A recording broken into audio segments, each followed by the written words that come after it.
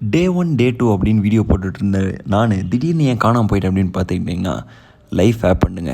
நான் இந்த college join பண்ணியிருந்தேன்னு சொன்னேன்ல. ஸோ அந்த காலேஜில் வந்து நிறைய அசைன்மெண்ட்ஸு 12 மணி வரைக்கும்லாம் வந்து டான்ஸ் ப்ராக்டிஸ் அப்படி இப்படின்னு சொல்லி பயங்கர ஆக்குப்பைடாக வச்சுருந்தனால, ப்ளஸ் அது கூட நம்ம வாலிபால் டோர்னமெண்ட்டும் போனனால நம்மளால் சுத்தமாக வந்து ரன்னிங்கோ ஜிம்மோ எதுவுமே பண்ண முடியல. பட் ஆனால் நான் திரும்பி ஆரம்பித்தா ஜிம்மில் தான் ஆரம்பிப்பேன் அப்படி ஒத்த காலில் நின்று ஒரே கட்டாயத்தில் கஷ்டப்பட்டு ஜிம்முக்கு வந்தால் இவ்வளவு கூட்டமாக இருக்குதுங்க.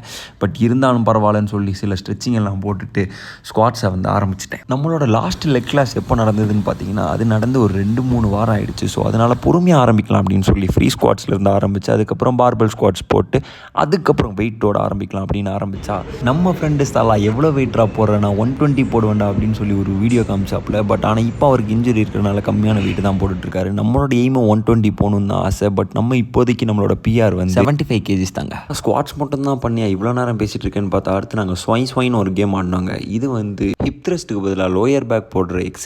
அப்புறம் ஹாம்ஸ்ட்ரிங் கர்ல்ஸும் காஃப் ரைஸஸும் போட்டுட்டு இன்றைக்கி லெக் டே வந்து நாங்கள் முடிச்சிட்டோம்.